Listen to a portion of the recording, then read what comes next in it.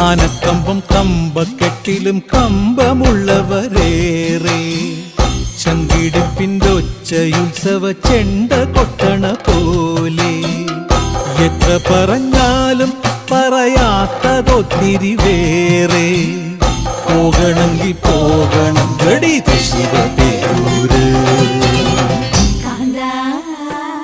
ഞാനും പോരാ